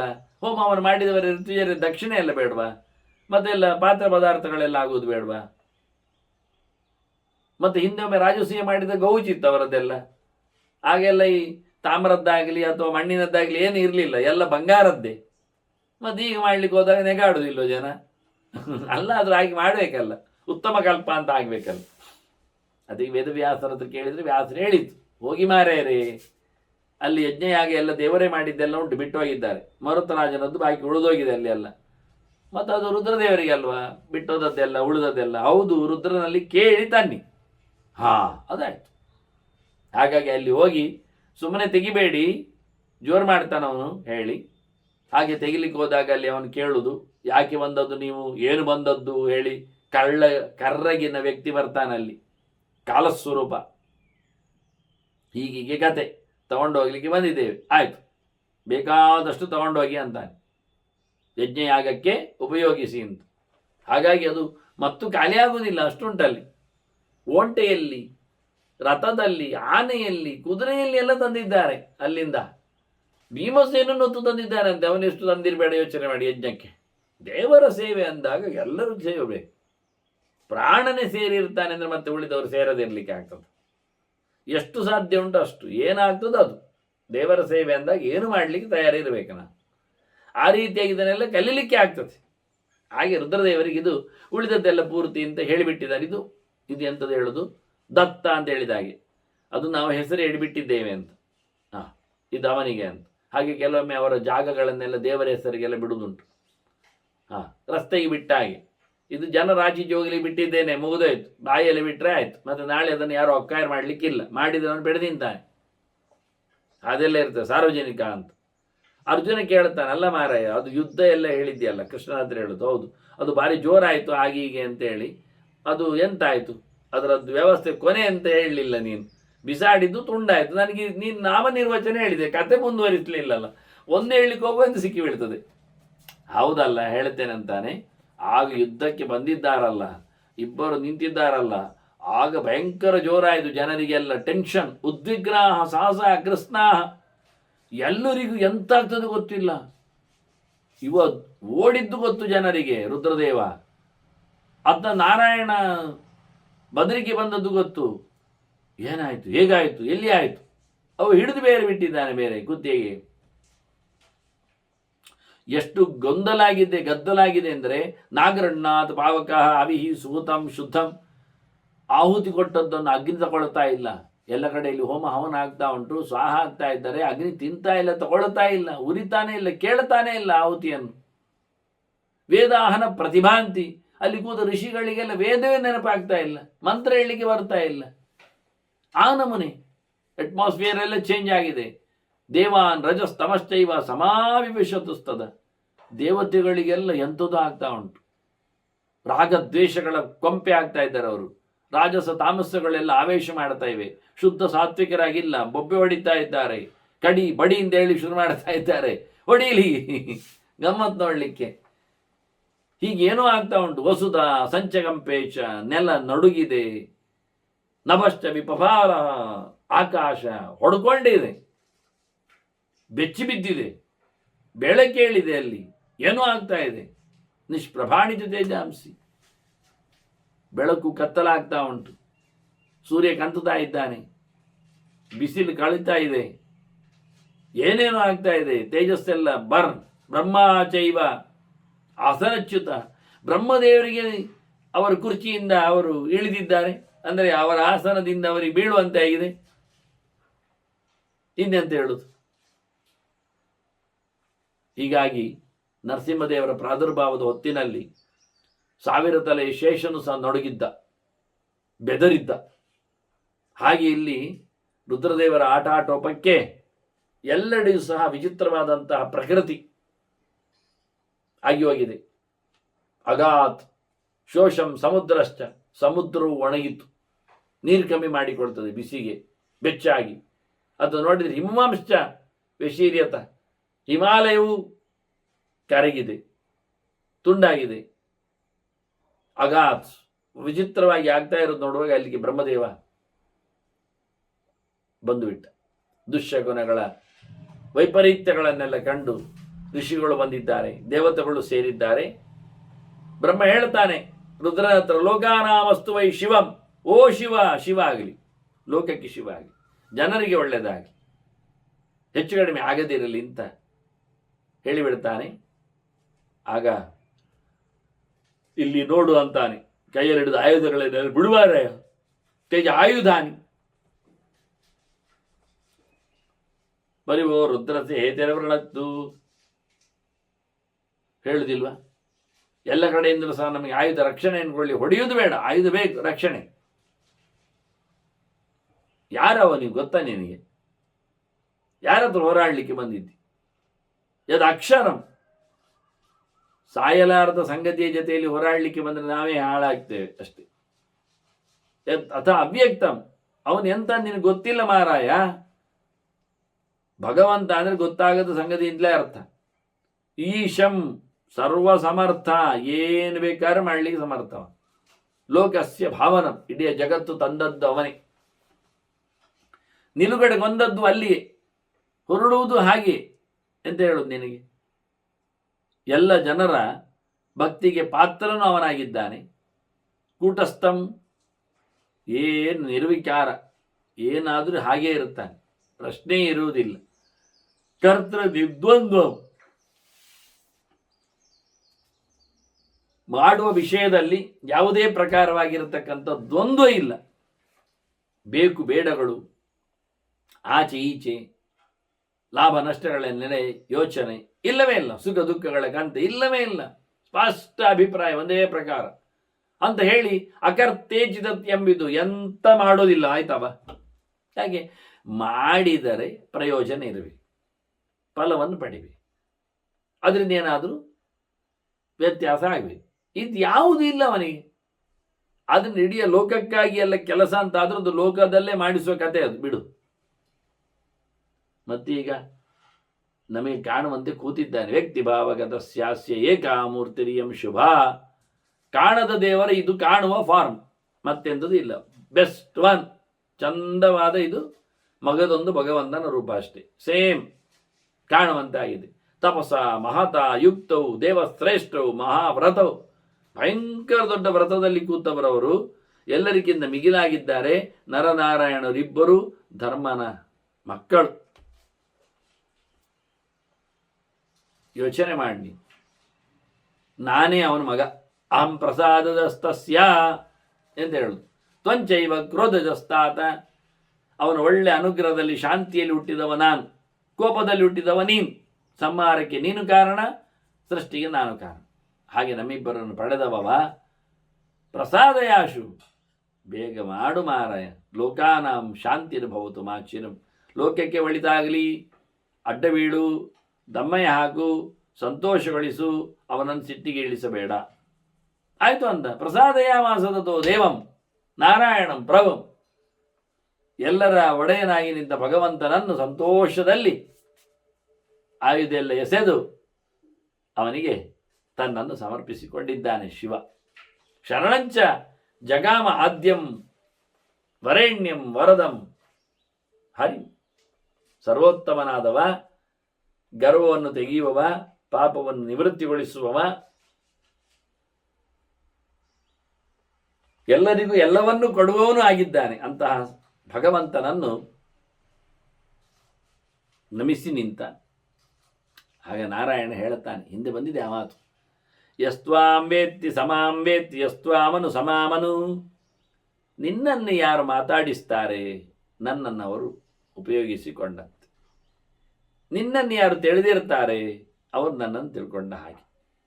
ನನ್ನನ್ನು ಯಾರು ಪೂಜೆ ಮಾಡ್ತಾರೆ, ನಿನ್ನನ್ನು ಸಹ ಅವರು ಮೆಚ್ಚಿಕೊಂಡ ಹಾಗೆ. ನನ್ನ ಬೆನ್ನೆಯಿಂದ ಯಾರು ಬರ್ತಾರೆ, ಅವರೆಲ್ಲ ನಿನ್ನ ಬೆನ್ನೆಯಿಂದವರು ಅಂತ ಅರ್ಥವೇ. ನನಗಾಗದವರು ನಿನಗೂ ಆಗುವುದಿಲ್ಲ, ನಿನಗಾಗದವರು ನನಗೂ ಆಗುವುದಿಲ್ಲ. ನಿನಗಾಗದವರು ನನಗಾಗುವುದಾಗಲಿ, ನನಗಾಗದವರು ನಿನಗಾಗುವುದಾಗಲಿ, ಅದು ನಾನು ಒಪ್ಪುವುದಿಲ್ಲ. ನನ್ನನ್ನು ಮಾತ್ರ ಮಾತಾಡಿಸುವುದು, ನಿನ್ನನ್ನು ದ್ವೇಷ ಮಾಡುವುದು, ಅದು ನನಗಿಲ್ಲ ಇಷ್ಟ. ನಿನ್ನನ್ನು ಪ್ರೀತಿಸುವುದು, ನನ್ನನ್ನು ದೂರ ಮಾಡುವುದು, ಅದು ನನಗೆ ಸರಿಯಲ್ಲ. ನಾಮಯೋರ್ ಅಂತರಂ ಕಿಂಚಿತ್, ನಮ್ಮಲ್ಲಿ ಯಾವುದೇ ವ್ಯತ್ಯಾಸಗಳು ಇಲ್ಲ, ಅಭಿಪ್ರಾಯ ಭೇದ ಇಲ್ಲ. ನಿನಗೆ ನನ್ನನ್ನು ದೂಡಬೇಕು ಅಂತಾಗಲಿ, ನಿನ್ನನ್ನು ನಾನು ಕಮ್ಮಿ ಮಾಡಿ, ಅದು ಯಾವುದು ನನ್ನಲ್ಲಿ ಇಲ್ಲ. ನಮ್ಮಿಬ್ಬರಲ್ಲಿ ಅಭಿಪ್ರಾಯ ಭೇದ ಇಲ್ಲ, ಒಂದೇ ಮೊನೋಪೋಲಿ. ವಿಷಯ ಇಷ್ಟೇ, ನನಗೆ ಅಭಿಪ್ರಾಯ ಉಂಟು, ನೀನು ಮಾಡುವುದರಲ್ಲಿ ನನಗೆ ಅಭಿಪ್ರಾಯ ಇದೆ. ಈಗ ನೋಡಿ ಅವನ ಹತ್ರ ಹೇಳ್ತಾನೆ ತ್ವಂಚ ರುದ್ರ ಮಹಾಬಾಹೋ ಮೋ ಶಾಸ್ತ್ರಾಣಿ ಕಾರಯ ಅಂತ. ನಾರಾಯಣನ್ ಹೇಳ್ತಾನೆ ತಪ್ಪು ತಪ್ಪಾಗಿ ಬರೀ ಅಂತ. ದೇವರ ಅಭಿಪ್ರಾಯವನ್ನು ವಿರೋಧಿಸುವುದಿಲ್ಲವ, ಹಾಗೆ ಬರೀತಾನೆ, ತಪ್ಪು ತಪ್ಪು ಬರೆದಿದ್ದಾನೆ, ಮುಗಿಯಿತು. ತ್ವಂಚ ರುದ್ರ ಹೇಳ್ತಾನೆ ಪ್ರಕಾಶಂಕುರು ಚಾತ್ಮಾನಂ ಅಪ್ರಕಾಶಂಚ ಮಾಂಕುರು. ನಾರಾಯಣ ಹೇಳ್ತಾನೆ ನಿನ್ನದೇ ಹೆಸರೆಲ್ಲ ಹಾಕಿಬಿಡೋದ್ರಲ್ಲಿ, ನನ್ನ ಹೆಸರೆಲ್ಲ ಅಳಿಸಿಬಿಡು ಅಂತಾನೆ. ಆಯಿತು ಅಂದವ, ಹಾಗೆ ಮಾಡಿದ್ದೇನೆ. ಮತ್ತೆ ಕೇಳ್ತಾನೆ ನೀನು ಹೇಳಿದಾಗೆ ಮಾಡಿದ್ದೇನೆ, ತಪ್ಪು ತಪ್ಪೆಲ್ಲ ಬರೆದಿದ್ದೇನೆ, ತಪ್ಪು ತಪ್ಪು ಬರೆಸಿದ್ದೇನೆ, ಇನ್ನು ಮಾಡಿದ್ದಕ್ಕೆ ಪ್ರಾಯಶ್ಚಿತ್ತೆ ಅಂತ ಹೇಳಿಬಿಡು. ಅದು ಕೃಷ್ಣ ಕೃಷ್ಣ ಹೇಳು ನೀನು. ಆಯಿತು ಅಂದ, ಮಾಡಿದವ. ನೋಡಿ ಮಾಡಿದ್ದು ತಪ್ಪು ಒಂದು ಗೊತ್ತಿದೆ, ಮಾಡದೆ ಕೂತ್ಕೊಳ್ಳಿಲ್ಲ, ಹಾಗೆ ಮಾಡಿ ಬಂದ. ಹೇಳಿದಾಗೆ ಕೇಳುವುದೇ ದೊಡ್ಡ ಸಂಗತಿ, ಕೇಳದಿದ್ರೇ ತಪ್ಪಾಗ್ತದೆ. ನೀನೆಂತ ನಾನು ಹೇಳಿದ್ದು ಕೇಳಲಿಲ್ಲ ಅಂತ. ಹಾಗಾಗಿ ಭಗವಂತ ಹೇಳ್ತಾನೆ ನಮ್ಮಿಬ್ಬರಲ್ಲಿ ಯಾವುದೇ ಪ್ರಕಾರವಾದಂತಹ ಹೆಚ್ಚು ಕಡಿಮೆಗಳು ಇಲ್ಲ, ತಪ್ಪು ಅಭಿಪ್ರಾಯಗಳು ಇಲ್ಲ ಅನ್ನುವ ಅರ್ಥ. ಇನ್ನು ನಿಜವಾಗಿ ನೋಡ್ಲಿಕ್ಕೆ ಹೋದ್ರೆ ಎಡೆಯಲ್ಲಿ ವಾದಿರಾಜರು ಹೇಳ್ತಾರೆ ಕಿಂಚಿತ್ ಅಂತರಂ ಅಂತ ಹೇಳಿದ್ದು ಕೃಷ್ಣ, ನಮ್ಮಿಬ್ಬರಲ್ಲಿ ಸ್ವಲ್ಪ ವ್ಯತ್ಯಾಸ ಇಲ್ಲ ಅಂತ. ಹೌದು, ಸ್ವಲ್ಪ ವ್ಯತ್ಯಾಸ ಇಲ್ಲ, ಮತ್ತೆ ಮಸ್ತ್ ವ್ಯತ್ಯಾಸ ಉಂಟು ಅಂತ ಅರ್ಥ ಅಂತ ಹೇಳ್ತಾರೆ. ಗಮ್ಮತ್ ಇರ್ತದೆ. ನಾವಿಬ್ಬರಲ್ಲಿ ಭಾರಿ ವ್ಯತ್ಯಾಸ ಉಂಟಲ್ಲ ಮಾರಾಯ ಅವನು ಹೇಳುದು. ಅದು ಸರಿ ಅರ್ಥ ಆಗುವುದಿಲ್ಲೇನಲ್ಲ ಅರ್ಥ. ಆದರೆ ಹೇಳಿಕ್ಕೆ ಹೋಗುವ ಪ್ರಕರಣ ಅರ್ಥ ಮಾಡಿಕೊಂಡಾಗ ಚೂರು ಇಲ್ಲ ಹೇಳುವುದರಲ್ಲಿ ತಾತ್ಪರ್ಯ ಇರ್ತಿರ್ತದೆ, ಚೂರು ಇಲ್ಲ. ಬಂದು ಕೇಳ್ತಾನೆ ಒಂಚೂರು ಮಾರಾಯರೆ ದುಡ್ಡು ಉಂಟ ಕೊಡಿ, ಇಲ್ಲ ಹೇಳ್ತಾನೆ ಇವ. ಅರ್ಥ ಎಂಥದ್ದು? ಚೂರು ಇಲ್ಲ ಅಂತ ಅರ್ಥ, ಮತ್ತೆ ಮಸ್ತ್ ಉಂಟು ಅಂತ ಅರ್ಥವ? ಹಾಗೆ ಹೇಳಿದರೆ ಚೂರು ಮಸ್ತಿನಲ್ಲಿ ಸೇರುವುದಿಲ್ಲ, ಶತಪಂಚಾಶ ನ್ಯಾಯ ಅಂತ ಹಾಗೆ ಅರ್ಥ ಮಾಡಿದರೆ.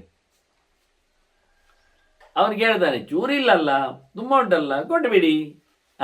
ನಾನು ಹೇಳಿದ್ದು ಚೂರಿಲ್ಲ ಅಂತ, ತುಂಬ ಇಲ್ಲ ಹೇಳಲಿಲ್ಲ, ಇದು ಒಳ್ಳೆ ಕಥೆ ಆಯ್ತಲ್ಲ. ಹಾಗೆ ಇರಲಿ. ಮಾತೇ ಭೂತ್ ಬುದ್ಧಿರನ್ಯತಾ, ಅದನ್ನು ಸ್ಪಷ್ಟಪಡಿಸಿ ಹೇಳ್ತಾನೆ, ನಿನಗೆ ವ್ಯತ್ಯಾಸವಾದ ಯೋಚನೆಗಳು ಬಾರದಿರಲಿ ಅಂತಾನೆ. ಮತ್ತೆ ನೀನು ನನಗೆ ಮಾಡಿದ್ಯಲ್ಲ ಒಂದು ಗಸಿ, ಎಂಥದ್ದು? ಅದೇ ಮೊನೆಯ ಚೂಪಿನಲ್ಲಿ ನನ್ನನ್ನು ಹೊಡೆದು ಬಿಟ್ಟದು, ಶೂಲ ಎಸೆದು ಪಿರ ಬಂದಾಗದು ನನ್ನ ಎದೆಗೆ ಚುಚ್ಚಿದಲ್ಲ. ಈಗ ಎದೆಯಲ್ಲಿ ಚುಚ್ಚಿದ ನನ್ನ ಜಾಗ ಉಂಟಲ್ಲ, ಅದು ಶ್ರೀವತ್ಸ ಇದ್ದದ್ದು ವ್ಯವಸ್ಥೆ, ನಾನು ಅದನ್ನೀಗ ಶೂಲಾಂಕ ಅಂತ ಕರಿತೇನೆ, ಆಯ್ತಾ ಅಂತಾನೆ. ಅದ್ಯ ಪ್ರವೃತ್ತಿ ಶ್ರೀವತ್ಸ ಶೂಲಾಂಕೋ ಮೇ ಭವತು, ಇದು ನನಗೆ ಶೂಲದ ಚಿಹ್ನೆ. ಹಾಗಾದರೆ ಅದು ಉದ್ದ ಉರುಟಾಗಿ ಉಂಟು, ಅದು ಶೂಲದ ಕೊಡಿ ಇಲ್ವ ಹಾಗೆ ಇರ್ತದೆ. ತ್ರಿಶೂಲದಲ್ಲಿ ಶೂಲಾಂಕ ಅಂದಿದ್ದಾನೆ, 3 ಹೇಳಲಿಲ್ಲ, 3 ಕೊಕ್ಕೆ ಇಲ್ಲ. ಈಗ ಸಿಂಗಲ್ ಕೊಕ್ಕೆ ಮಾಡಿದರೆ ಶಕ್ತಿ ಆಯುಧದ ಹಾಗೆ ಅದು ಈಗ ಶ್ರೀವತ್ಸದಲ್ಲಿ ಚಿಹ್ನೆ ಹಾಗೆ ಉಂಟು ನೋಡಿ. ನಾನು ಅದನ್ನು ಶ್ರೀವತ್ಸವನ್ನು ಹಾಕಲಿಕ್ಕೆ, ಎದೆಯಲ್ಲಿ ಚಿತ್ರ ಹಾಕಲಿಕ್ಕೆ ಉಂಟು ಹೇಳಿಕೊಳ್ಳುವುದನ್ನು ವಿಷ್ಣು ತೀರ್ಥರು ಹೇಳಿದ್ದನ್ನು ತೋರಿಸಿಕೊಟ್ಟಿದ್ದೇನೆ ಜನರಿಗೆ ಪ್ರಮಾಣ ಹಾಕಿ. ಕೆಲವೆಲ್ಲ ನಾವೆಲ್ಲ ಪ್ರಮಾಣ ಹಾಕಿ ಹೇಳಿಕೊಟ್ಟದ್ದರಿಂದಲೇ ನಾವು ಅನ್ಪಾಪ್ಯುಲರ್ ಆಗುವುದು. ಯಾಕೆ? ಅದು ಇಷ್ಟರವರೆಗೆ ಇದ್ದದ್ದು ಹಾಗೆ ಅಲ್ಲಲ್ಲ ಅಂತ ಶುರು ಮಾಡ್ತಾರೆ. ಈ ರಾಗ ಎಳೆಯುವಾಗ ನಾವು ಸೋಲ್ತೇವೆ. ನಾನು ಜಪಕ್ಕೆ ಹೋದಾಗ ಉಂಡ್ರ ಹಾಕೊಳ್ಬೇಕು ಗೋಪಿಯಲ್ಲಿ ಎಲ್ಲ ಅಂದಾಗ ಅದು ಹೇಗೆ, ಏನು, ಯಾಕೆ, ಎಲ್ಲಿ, ಎಷ್ಟು ಎನ್ನುವುದರ ಬಗ್ಗೆ ಎಲ್ಲ ಜಿಜ್ಞಾಸೆ ಮಾಡ್ತಾ ಇದ್ದೆ. ಕೆಲವೆಲ್ಲ ಕೇಳಿದರೆ ಅಪ್ಪ ಹೇಳ್ತಿದ್ರು, ಕೆಲವೆಲ್ಲ ಸುವೋಡು ಅಂತ ಹೇಳ್ತಿದ್ರು, ನೋಡಬೇಕು ಅಂತ ಹೇಳ್ತಿದ್ರು. ಮತ್ತೆ ಕೇಳಿದಾಗ ಅವ್ರು ಹೇಳಿದರು ಒಂದು ಕಡೆ ಅದನ್ನು ದಾಖಲೆ ಮಾಡಬೇಕು ಅಂತ ಹೇಳಿದರು ಅವರೇ. ಒಂಜಿ ಕಡೆ ಅವು ಬರೆಯು ಜೋಡು ಅಂತ ಅವ್ರು ಹೇಳುವ ಕ್ರಮ. ಅಂದರೆ ಹಿಂದೆಲ್ಲ ಬಹಳ ಕಷ್ಟ ಬರೆಯುವುದಾಗಲಿ ಇಡುವುದಾಗಲಿ ಎಲ್ಲ. ಆಯ್ತಪ್ಪ ಮಾಡ್ತೇನೆ ಅಂದೆ. ಹಾಗೆ ನನಗೆ ಬೇಕಾದಾಗ ಮಾಡಿಕೊಂಡೆ. ಅವ್ರು ಹೇಳಿದರು ಕೆಲವೊಮ್ಮೆ ಕೆಲವು ಪುಸ್ತಕಗಳನ್ನು ನೋಡಲಿಕ್ಕೆ ಬರ್ತದೆ ಅಂತ. ಅನೇಕ ಹೊತ್ತೆಗಳ ಹೆಸರೆಲ್ಲ ಅವರೇ ಹೇಳಿದ್ದಾಗ, ಆಚಾರಾರ್ಕ ಆಗಲಿ, ಆಚಾರ ಭೂಷಣ ಆಗಲಿ, ಆಚಾರ್ಯ ಎಂದು ಸುಮಾರು ಹೊತ್ತೆಗಳನ್ನು, ಸಂಧ್ಯಾಭಾಷ್ಯಗಳಾಗಲಿ ಎಲ್ಲ ಹಾಗೆ ಹೇಳಿದರು ಅವರು. ಹಾಗಾಗಿ ಕೆಲವು ಲೈಬ್ರರಿಗಳಿಗೆಲ್ಲ ಹೋಗಿ ಅತ್ತ ಇತ್ತ ಮತ್ತೊಂದು ಇನ್ನೊಂದು ಅಂತೇಳಿ ಆಯಾ ಊರುಗಳಿಗೆಲ್ಲ ತೆರಳಿ ಅಲ್ಲಿದ್ದೆಲ್ಲ ಕಲೆಕ್ಟ್ ಮಾಡಿ ಪುಸ್ತಕಗಳನ್ನೆಲ್ಲ ನೋಡಿಕೊಂಡೆಲ್ಲ ಒಂದು ಸರಿಯಾಗಿ ಒಂದು ಜಪವನ್ನು ಮಾಡುವ ಅಂತ ಅಷ್ಟೇ, ಮತ್ತೆಂತಾದ್ರೂ ತೊಂದರೆ ಇಲ್ಲ. ಕೆಲವರೆಲ್ಲ ಹೇಳ್ತಾರಲ್ಲ ಒಂದು ತಂದ ಮಾಡಿ ಒಂದು ಊಟವನ್ನು ಮಾಡುವ ಅಂತ, ಶತಂ ವಿಹಾಯ ಭೋಕ್ತವ್ಯಂ ಅಂತ. ಅದರ ಮುಂದಿನ ಗೆರೆಯನ್ನು ನಾನು ಕೊಟ್ಟಿದ್ದೇನೆ. ಸಹಸ್ರಂ 1000ವನ್ನು ಬಿಟ್ಟು ಏನು ಮಾಡಲಿಕ್ಕುಂಟು, ಲಕ್ಷಂ ಬಿಟ್ಟು ಏನು ಮಾಡಲಿಕ್ಕುಂಟು, ಕೋಟಿ ಮಿತ್ತು ಹರಿ ಸ್ಮರೆಯಿತು ಅಂತೇಳಿ. ಕೋಟಿ ಕೆಲಸ ಬಿಟ್ಟು ನಮಗೆ ಒಂದೇ ಗೊತ್ತಿಲ್ಲ, 100 ಕೆಲಸ ಬಿಟ್ಟು ಊಟ ಮಾಡಲಿ ಬರ್ತದೆ. ಅವ್ರು ಹೇಳ್ತಾರೆ 100 ಕೋಟಿ ಕೆಲಸ ಬಿಟ್ಟು ನೀನು ಜಪ ಮಾಡಲಿಕ್ಕೆ ಅಲ್ಲಿ ಅಂತಾರೆ. ಜಪಕ್ಕೆ ಅಲ್ಲಿಗೆ ನಮಗೆ ಕೋಟಿ ಬಿಡ್ತೇವೆ. ಈಗ ಕೋಟಿ ಖರ್ಚಾದ್ರೂ ಪರವಾಗಿಲ್ಲ, ಜಪ ಸರಿ ಮಾಡಿ ಹೇಳಲಿಕ್ಕೆ ಹೋಗ್ತಾರೆ. ಅದನ್ನು ಸರಿ ಮಾಡಲಿಕ್ಕೆ ಆಗಿದೆ. ಆದರೆ ಹಾಗೆ ಬಹಳ ಚಂದವಾಗಿ ಈ ಪುಂಡ್ರಗಳ ಬಗ್ಗೆ ನಾನು ಗುರುತಿಸಿಕೊಂಡಾಗ ನನಗೆ ಎದೆಯಲ್ಲಿ ಹಾಕುವಂಥದ್ದು, ಎದೆ ಮಧ್ಯದಲ್ಲಿ ಆಯ್ತಲ್ಲ, ಬದಿಯಲ್ಲಿ ಸ್ತನದ ಮೇಲೆ, ಮೊಲೆಯ ಮೇಲೆ ಹಾಕುವಂತಹ ಜಾಗವನ್ನು ಗುರುತಿಸಿ ಗಮನಿಸಿ ಹಾಕಲಿಕ್ಕೆ ಹೇಳಿಕೊಟ್ಟಾಗ ಅದು ಎಲ್ಲಿ ಉಂಟು, ಏನುಂಟು, ಯಾಕುಂಟು, ಹೇಗುಂಟು ಅಂತ ಗಮನಿಸಲಿಕ್ಕೆ ಹೊರಟೆ. ಅದು 12, 13, 14ರಲ್ಲೆಲ್ಲ ಸೇರುವುದಿಲ್ಲ, ಇನ್ನು ಆಚೆಗೆ ಹೋಯಿತದು. ಅದರ ಬಗ್ಗೆ ಪ್ರಮಾಣ ಹುಡುಕಿದಾಗ ಮಧ್ವಾಚಾರ್ಯ ತಮ್ಮನೇ ವಿಷ್ಣುತೀರ್ಥರೇ ಪೂರ್ವಾಶ್ರಮದಲ್ಲಿ, ತಮ್ಮ ವಿಷ್ಣುತೀರ್ಥರು ವಾದಿರಾಜರ ಪರಂಪರೆಗೆ ಮೂಲ ವ್ಯಕ್ತಿಗಳು ಇವತ್ತು ಇದ್ದಾರೆ. ಮತ್ತೆ ಅವರ ಹೆಸರು ಹೇಳಿದ ತಕ್ಷಣ ನಾವು ಸುಳ್ಳು ಆಗುವುದಿಲ್ಲ. ಅವರ ಸನ್ಯಾಸ ವಿಧಿ ಪುಸ್ತಕ, ಅದನ್ನು ತಪ್ಪು ಹೇಳ್ತಾರೆ. ಮತ್ತು ಪುಸ್ತಕವನ್ನೇ ಸನ್ಯಾಸ ಪದ್ಧತಿ ಅಂತ ಬರೆದವರೆಲ್ಲ ತೋರಿಸ್ತೇನೆ ಅಂತ ಹೇಳ್ತಾರೆ. ಕೋಟ್ ಮಾಡಿದ್ದಾರೆ. ಹಾಗೆ ಎಂತ ಮಾಡಿದ್ರು ತಪ್ಪೆ. ಯಾಕೆ? ನ್ಯಾಸ ಪದ್ಧತಿ ಮಧ್ವಾಚಾರದ್ದು, ಇವರದ್ದು ಸನ್ಯಾಸ ಪದ್ಧತಿ ಆಗ್ತದೆ, ಅದಕ್ಕಿಂತ ಚೆಂದ ಮಾಡಿದ್ದೇನೆ ಹೇಳಿಕೊಳ್ತಾರೆ ಅವರು. ಇವರು ಸನ್ಯಾಸ ವಿಧಿ ಅಂತ ಹೊತ್ತಿಗೆ ಬರೆದದ್ದು. ಇವತ್ತು ನಿಮಗೆ ಮ್ಯಾನುಸ್ಕ್ರಿಪ್ಟಲ್ಲಿ ನೋಡಲಿಕ್ಕೆ ಬರ್ತದೆ. ಉಡುಪಿಯಲ್ಲೇ ಉಂಟು ಸನ್ಯಾಸ ವಿಧಿ ಅನ್ನತಕ್ಕಂಥ ಹೆಸರಿನಲ್ಲಿ ಮ್ಯಾನುಸ್ಕ್ರಿಪ್ಟ್ಗಳು ಸುಮಾರು ಕಡೆಯಲ್ಲಿ. ಆದರೆ ಪ್ರಿಂಟ್ ಮಾಡಿದವರೆಲ್ಲ ಸನ್ಯಾಸ ಪದ್ಧತಿಯಿಂದ ಹಾಕೊಂಡು ಹೋಗಿದ್ದಾರೆ. ಏನು ವಿಚಿತ್ರ, ಅರ್ಥ ಆಗುವುದಿಲ್ಲ ಬಿಡಿ. ಹೊತ್ತಗೆ ಗೊತ್ತಿಲ್ಲದವರಿಗೆ ಒಳಗೇನುಂಟು ಏನು ಹೇಳುವ. ಹಾಗಾಗಿ ವಿಷ್ಣುತೀರ್ಥರು ಸ್ಪಷ್ಟವಾಗಿ ಬಲ ಮತ್ತು ಎಡೆಯ ಬಲದ ಬದಿಯಲ್ಲಿ ಶ್ರೀವತ್ಸಾಯ ನಮಃ, ಕೌಸ್ತುಭಾಯ ನಮಃ ಅಂತ ಹಾಕಬೇಕು ಅಂತ ಹೇಳ್ತಾರೆ. ಶ್ರೀವತ್ಸ ಅದು ಉದ್ದ ಉರುಟಿ ಇರ್ತದೆ, ಅದರ ಗಾತ್ರ ಆಕಾರದ ಲಕ್ಷಣ. ಹಾಗಾಗಿ ದೀಪದ ಶಿಕೆಯಂತೆ ಉದ್ದ ಉರುಟಾಗಿ ಹಾಕಲಿಕ್ಕೆ ಅಲ್ಲಿ. ಮತ್ತೆ ಕೌಸ್ತುಭದು ಮಣಿ ಅದು ಉರುಟಿ ಇರ್ತದೆ, ಅದನ್ನು ಎಡಬದಿಯಲ್ಲಿ ಉರುಟಾಗಿ ಹಾಕಲಿಕ್ಕೆ ಅಂತ ಗೋಪಿಯಲ್ಲಿ ಹಾಕುವ ವಿಧಾನವನ್ನು ಹೇಳಿಕೊಟ್ಟಿದ್ದಾರೆ. ಅದಕ್ಕೆ ನಾನು ಬೇರೆ ಪುರಾಣಗಳ ಪ್ರಮಾಣವನ್ನು ಮತ್ತೆ ತೋರಿಸಿ ಹಾಕಿದ್ದೇನೆ ಅಧಿಕೃತವಾಗಿ, ಅದಕ್ಕೆ ಬೇಕಾದನ್ನು. ಅದೆಲ್ಲ ಸಂಧ್ಯಾ ಸಮೀಕ್ಷೆಯಲ್ಲಿ ಉಂಟು. ಇನ್ನದರ ಉತ್ತರ ಭಾಗ ಅಂದರೆ ಪರಿಶಿಷ್ಟ ಭಾಗದಲ್ಲಿ ಇನ್ನು ಕೆಲ ವಿಷಯಗಳಲ್ಲಿ ಇದನ್ನು ಇಟ್ಟುಕೊಂಡಿದ್ದೇನೆ. ಕಥೆಯೆಲ್ಲ ಅಲ್ಲಿ ಬರ್ತದೆ. ಅದು ಶ್ರೀವತ್ಸವು ಶೂಲಾಂಕವಾಗಿದೆ, ಶೂಲಾಂಕದ ಚಿಹ್ನೆ ಹೇಗಿರ್ತದೆ, ಶೂಲದ ಚೂಪು ಬರುವ ಕ್ರಮ ಹೇಗೆ, ಹಾಗೆಲ್ಲ ಬರೀಲಿಕ್ಕೆ ಉಂಟು, ಅದನ್ನೆಲ್ಲ ಹೇಳಿದ್ದೇನೆ. ಅದರ ಅಂದರೆ ಒಂದೇ ಕಡೆ ಎಲ್ಲ ಹಾಕಿದಾಗ ಪುಸ್ತಕ ದಪ್ಪ ಆಗ್ತದೆ. ಈಗಲೇ ದಪ್ಪ ಆದದ್ದು ನೋಡಿ ಯಾರು ತಗೊಳ್ಳೋದಿಲ್ಲ. 2 ಮಾಡಿದಾಗಲೇ ಬೈದಿದ್ದಾರೆ ನನಗೆ. ಮತ್ತೆ ಪುನಃ 2 ಪುಸ್ತಕ ಮಾಡ್ತೀವಿ, 2 ಮಾಡಿದರೆ ಜನರಿಗೆ ಕಳೆದು ಹೋಗ್ತದೆ, ಒಂದರಲ್ಲೇ ಕೊಡಬೇಕು, ಆಗುವುದಿಲ್ಲ ಅಂದರೆ ಒಂದು ಹರಿದು ಹೋಗ್ತದೆ ದಪ್ಪ ಮಾಡಲಿಕ್ಕೆ ಹೋದರೆ. ಅದಕ್ಕೊಂದು ಲಿಮಿಟ್ ಇರ್ತದೆ ಕೈಯಲ್ಲಿ ಹಿಡಿಲಿಕ್ಕೆ. ಕೊನೆಗೆ ನಾವು 1 ತುಂಬಿಸ್ಬೇಕಂದ್ರೆ ಎಷ್ಟು ಕತ್ತರಿ ಪ್ರಯೋಗ ಹಾಕಬೇಕಾಗ್ತದೆ. ಈಗಾಗಲೇ ಅದರಿಂದ ಹಾಕಿಟ್ಟದನ್ನೆಲ್ಲ ತೆಗೆದಿಟ್ಟು ಇನ್ನಷ್ಟು 1000 ಪುಟದ್ದೇ ಮತ್ತೆ ಪರಿಶಿಷ್ಟ ಉಂಟು ನನ್ನ ಹತ್ರ, ಸಂಧ್ಯಾ ಸಮೀಕ್ಷೆ. ಇದಕ್ಕೆ ಪೂರಕವಾದದ್ದೇ ಮ್ಯಾಟರ್ಸ್ಗಳು. ಮತ್ತೆ ಒಂದೇ ಪ್ರಕಾರದ ಪ್ರಮಾಣಗಳನ್ನು ನಾನು 2 ಸತಿ ಹಾಕುವುದಿಲ್ಲ ಬೇರೆ ಕಡೆ. ಕೆಲವೊಮ್ಮೆ ಬ್ರಹ್ಮಪುರಾಣದಲ್ಲಿ ಹೇಳಿದ ಹಾಗೆ ಬ್ರಹ್ಮಾಂಡ ಪುರಾಣದಲ್ಲಿ ಇರ್ತದೆ. 2 ಒಂದೇ ನಮೂನೆ, ಒಂದೆಲ್ಲೋ 1-2 ಶಬ್ದಗಳು ಚೇಂಜ್ ಇರ್ತದೆ ಕೆಲವೊಮ್ಮೆ. ಅದು ಏನು ವಿಶೇಷ ಅರ್ಥದಲ್ಲಿ ಏನು ಬರುವುದಿಲ್ಲ.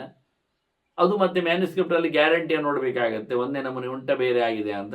ಇಷ್ಟೆಲ್ಲ ಕೆಲಸ ಮಾಡಬೇಕಾಗತ್ತೆ.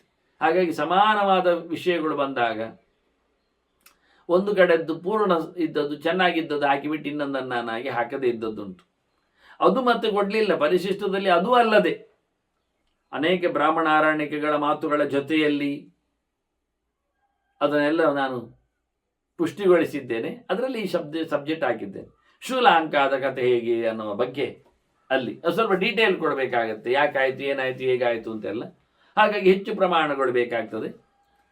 ಇದು ಕೃಷ್ಣನ್ ಹೇಳಿಕೊಂಡದ್ದು. ಇದು ನನ್ನದು ಶೂಲಾಂಕ ಅಂತ, ಅಂದರೆ ಶೂಲದ ಹಾಗೆ ಚಿತ್ರಣ ಇದೆ ಅಂತ. ಶ್ರೀವತ್ಸ ಅಂತ ಕರೆಯುವುದು ಯಾಕೆ ಅಂದರೆ ಲಕ್ಷ್ಮಿಯಲ್ಲಿ ಆರಾಮವಾಗಿ ಕೂತಿದ್ದಾಳೆ ಅಂತ. ಶ್ರೀರ್ ವಸತಿ ಸಮ್ಯಕ್, ಚೆನ್ನಾಗಿ ಅವಳದ್ದು ವಾಸ ಅಲ್ಲಿದೆ. ಅವಳು ಮಗುವಿನ ಹಾಗೆ, ಮಗು ಹೇಗೆ ಅಮ್ಮನ ತೆಕ್ಕೆಯಲ್ಲಿ ಅಥವಾ ತಿಗಲೆ ಅಂತ ಹೇಳ್ತೇವೆ ನಾವು, ಅಥವಾ ಎದೆಗೆ ಔಚಿಕೊಂಡು ಕೂತ್ಕೊಳ್ತದೆ, ಹಾಗೆ ಶ್ರೀಹಿ ವತ್ಸ ಇವ, ಮಗುವಿನ ಹಾಗೆ ಲಕ್ಷ್ಮಿಯಲ್ಲಿ ಗಮ್ಮತ್ತಲ್ಲಿ ಕೂತ್ಬಿಟ್ಟಿದ್ದಾಳೆ. ಭಗವಂತನ ಎದೆಯಲ್ಲಿ, ಅಂದರೆ ಅಷ್ಟು ದೊಡ್ಡ ಎದೆ, ಅಮ್ಮನ ಎದೆ ಮೇಲೆ ಅಥವಾ ಅಪ್ಪನ ಎದೆ ಮೇಲೆ ಮಗು ಹೀಗೆ ಮಲಗಿಬಿಟ್ರೆ ಹೇಗಿರ್ತದೆ ಹಾಗೆ ವಿಶಾಲವಾದ ದೊಡ್ಡ ಮಟ್ಟಿನದ್ದು ಯೋಚನೆ ಮಾಡಿಕೊಂಡ್ರೆ. ಬಿಡಿ, ನಮ್ಮ ತೋಟಕ್ಕೆ ಹೋದಾಗ ನಮ್ಮ ತಲೆ ಮೇಲೆಯೋ ನಮ್ಮ ಕೈ ಮೇಲೆಯೋ ನಮ್ಮ ಬೆನ್ನ ಮೇಲೆಯೋ ಒಂದು ಮಿಡಿತೆ ಕೂತ್ರೆ ಹೇಗಿರ್ತದೆ, ಗ್ರಾಸ್ ಆಫರ್ ಹಾಗೆ ಆ ನಮೂನೆ. ಅದೇ ಇವತ್ತು ಅವನು ಹೇಳುವಂಥದ್ದು, ಅದು ನಿನ್ನ ಚಿಹ್ನೆ ಅಂತ ನಾನು ಇಟ್ಕೊಳ್ತೇನೆ ಅಂತ ಹೇಳಿದ. ಮತ್ತೆ ನಾನು ನಿನಗೆ ಕುತ್ತಿಗೆ ಹಿಡಿದದುಂಟಲ್ಲ, ಅದು ಹಾಗೆ, ಅದು ನನ್ನ ಚಿಹ್ನೆ ಅಂತ ಮಾಡಿಕೊ. ಮಮ ಬಾಣ್ಯಂಕಿತಶ್ಚಾಪಿ ಶ್ರೀಕಂಠತ್ವಂ ಭವಿಷ್ಯಸಿ ಅಂತ. ನಾನು ನಿನಗೆ ಕುತ್ತಿಗೆ ಹಿಡಿದಿದ್ದೇನಲ್ಲ, ಅಲ್ಲಿ ಒಂದು ಮಾರ್ಕ್ ಬಂದಿದೆ ಅಲ್ಲ, ಅದನ್ನೇನು ಮಾಡುವ ಅಂದರೆ ಅದು ನೀನು ಶ್ರೀಕಂಠ.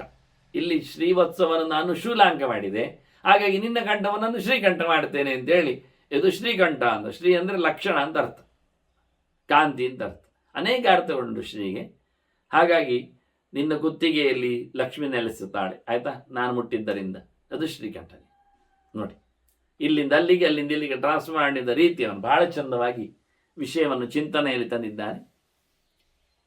ಹೀಗೆ ಮುಂದೆ ಕೃಷ್ಣ ಹೇಳ್ತಾನೆ ಕಥೆಯಲ್ಲಿ. ಹಾಗೆ ನರನಾರಾಯಣ ಮತ್ತೆಲ್ಲ ದೇವತೆಗಳೆಲ್ಲ ಹೋದರು, ಕಥೆ ಯುದ್ಧ ಮುಗಿದಿದೆ. ನರನಾರಾಯಣ ಮತ್ತೆ ತಪಸ್ಸು ಮಾಡಲಿಕ್ಕೆ ಹೋಗಿದ್ದಾರೆ. ಹೀಗೆ ಬಹಳ ಬಹಳ ರೂಪಗಳಲ್ಲೆಲ್ಲ ನಾನು ಗಮ್ಮತ್ತು ಮಾಡಿದ್ದುಂಟು ಅಂತ ಕೃಷ್ಣ ಹೇಳ್ತಾನೆ. ಮತ್ತೆ ಏವಂ ಬಹುವಿಧೈಹಿ ರೂಪೈಹಿ ಚರಾಮೀಹ ವಸುಂಧರಾಮ್, ನನ್ನದೀಗೆ ಚರಿತ್ರೆ. ಧರ್ಮಜನ ಮಗನಾದೆ, ಮತ್ತಲ್ಲಿ ವರಾಹನಾಗಿ ಬಂದೆ, ಶಿಪಿವಿಷ್ಟು ವಿಷಯವನ್ನು ಹೇಳುವಾಗ ಹೇಳಿದ್ನಲ್ಲ ಅವನು.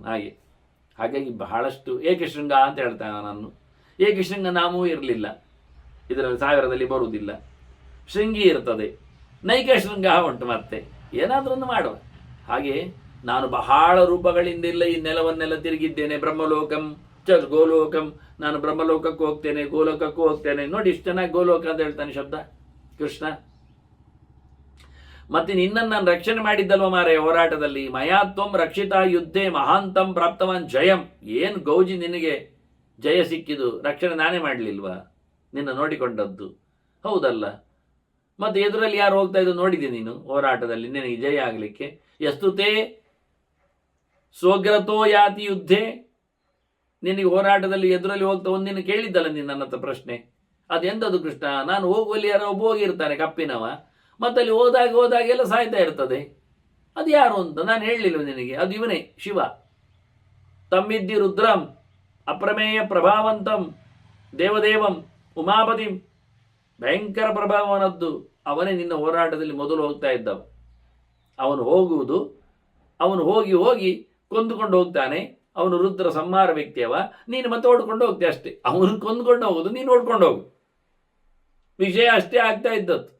ನಮಸ್ಕಾರ ಮಾಡವನಿಗೆ ಕೈ ಮುಗಿ ಯೋಚನೆ ಮಾಡು. ನಮಸ್ವ ದೇವಂ ಪ್ರಯತಃ ವಿಶ್ವೇಶಂ, ಎಲ್ಲರಿಗೂ ಒಡೆಯನಾದವನಿಗೆ, ಹರಂ ಅಕ್ಷಯಂ ಸರ್ವ ದುರಿತಹರನಾದ, ಸಾವಿನ ಅಂಗಳದ ಅಧಿದೇವತೆಯಾಗಿ ನಿಂತ ಸಾವಿಲ್ಲದ ಆ ರುದ್ರದೇವನನ್ನು ಪ್ರೀತಿಸು ಅಂತೇಳಿ ಕೈಮುಗಿ ಅಂತೇಳಿ ಹೇಳ್ತಾನೆ. ಹೀಗೆ ಅರ್ಜುನನಲ್ಲಿ ಅವನ ಎತ್ತರವನ್ನು ಬಿತ್ತರಿಸಿದಾಗ ಕತೆ ಕೇಳ್ತಾ ಇದ್ದಾರೆ. ಎಲ್ಲಿ? ನೈಮಿಷಾರಣ್ಯದಲ್ಲಿ, ನಮಗೊತ್ತು. ಎಲ್ಲಿ? ಹಸ್ತಿನಪುರದಲ್ಲಿ ಜನಮೇಜಯ, ಅದು ಗೊತ್ತು. ಹಾಗಾಗಿ ಶೌನಕರಲ್ಲಿ ಕೇಳ್ತಾರೆ, ವಿಷಯ ವಿಮರ್ಶೆ ಮಾಡ್ತಾರೆ ಅವರು. ಸೌತೆ ಹತ್ರ ಅಂದರೆ ಸೌತಿ ಹತ್ರ, ಸೂತನ ಮಗ ಉಗ್ರಶ್ರವಸ್ಸು, ಅವನನ್ನು ಸೌತಿ ಅಂತ ಕರೆಯುವುದು. ಸೂತಸ್ಯ ಪುತ್ರ ಸೌತಿ.